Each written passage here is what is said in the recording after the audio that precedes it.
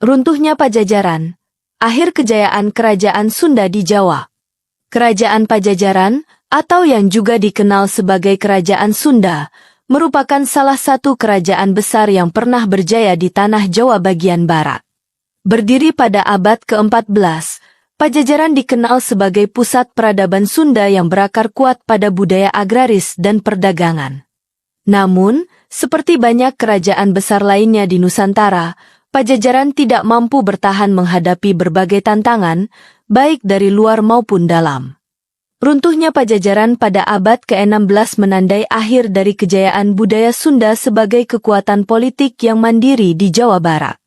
Artikel ini mengisahkan perjalanan kerajaan ini hingga akhirnya tumbang. Kejayaan awal Pajajaran. Kerajaan Pajajaran berpusat di Pakuan, sekarang Bogor, dengan Sri Baduga Maharaja sebagai salah satu raja terkenalnya. Dalam naskah carita parahyangan dan prasasti-prasasti peninggalannya, Sri Baduga disebut sebagai raja yang membawa kemakmuran dan kedamaian. Pada masa pemerintahannya, ia mendirikan tata pemerintahan yang teratur dan mengembangkan sistem irigasi untuk pertanian. Pajajaran juga menjadi pusat perdagangan yang strategis karena letaknya yang dekat dengan pelabuhan-pelabuhan utama, seperti Pelabuhan Sunda Kelapa. Dari pelabuhan ini, komoditas seperti lada dan beras diekspor ke berbagai penjuru Nusantara dan dunia. Ancaman dari Kesultanan Banten. Namun, masa-masa keemasan Pajajaran mulai goyah ketika Kesultanan Demak dan sekutunya, Kesultanan Banten, mulai berkembang di Jawa. Islam, yang dibawa oleh pedagang dari Timur Tengah dan Gujarat, semakin kuat pengaruhnya di pesisir utara Jawa. Pada abad ke-16, Kesultanan Banten yang dipimpin oleh Maulana Hasanuddin, putra Sunan Gunung Jati, mulai meluaskan wilayah kekuasaannya. Dengan dukungan militer yang kuat dan semangat dakwah Islam, Banten mulai menyerang wilayah-wilayah Pajajaran, termasuk Sunda Kelapa. Narasi percakapan. Sri Baduga Maharaja. Kita harus mempertahankan Sunda Kelapa. Tanpa pelabuhan itu, kerajaan kita kehilangan napasnya. Patih Pajajaran. Namun, Gusti, pasukan kita kalah jumlah dibandingkan Banten. Mereka juga lebih terlatih dalam pertempuran laut. Sri Baduga Maharaja. Jika kita tidak melawan, kita akan kehilangan segalanya. Penaklukan Sunda Kelapa. Pada tahun 1527, pasukan Kesultanan Banten yang dipimpin oleh Fatahillah berhasil merebut Sunda Kelapa.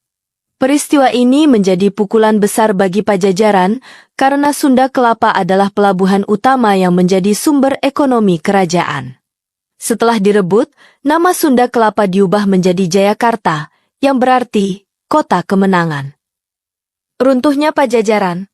Setelah kehilangan akses ke perdagangan laut, Pajajaran menjadi semakin terisolasi. Di sisi lain, penyebaran Islam di wilayah pedalaman juga menggerus pengaruh budaya Hindu-Buddha yang menjadi dasar kepercayaan masyarakat Sunda. Pada tahun 1579, Kesultanan Banten melancarkan serangan besar-besaran ke pusat kerajaan Pajajaran di Pakuan. Pasukan Pajajaran, yang sudah lemah karena konflik internal dan kurangnya sumber daya, tidak mampu bertahan. Penyerangan ini dikenal dalam sejarah sebagai penyerangan terakhir terhadap Pajajaran yang menandai runtuhnya kerajaan tersebut. Menurut tradisi lisan dan beberapa naskah sejarah, mahkota kerajaan Sunda yang disebut Mahkota Binokasih diselamatkan oleh para bangsawan Sunda dan diserahkan kepada Kerajaan Sumedang Larang. Kerajaan ini dianggap sebagai penerus spiritual Pajajaran. Narasi percakapan. Prajurit Pajajaran. Gusti, benteng Pakuan telah dikepung. Apa yang harus kita lakukan? Sri Maharaja Pajajaran, terakhir. Pertahankan Pakuan hingga akhir. Jika kita jatuh dengan kehormatan. Warisan Pajajaran. Meskipun runtuh, jejak kerajaan Pajajaran tetap hidup dalam budaya Sunda hingga saat ini.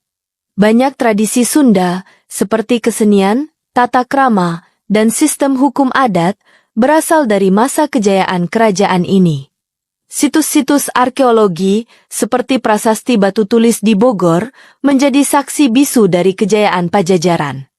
Selain itu, cerita-cerita rakyat yang diwariskan secara turun-temurun, seperti kisah Lutung Kasarung, juga mencerminkan nilai-nilai budaya yang dijunjung tinggi oleh masyarakat Sunda pada masa itu. Penutup. Runtuhnya Kerajaan Pajajaran adalah babak penting dalam sejarah Nusantara. Keruntuhannya bukan hanya akhir dari sebuah kerajaan, tetapi juga titik balik dalam sejarah budaya Sunda yang beralih dari dominasi Hindu-Buddha ke pengaruh Islam. Meskipun Pajajaran telah lama runtuh, semangat dan warisannya tetap hidup dalam hati masyarakat Sunda, mengingatkan kita pada kejayaan yang pernah ada di tanah Parahyangan.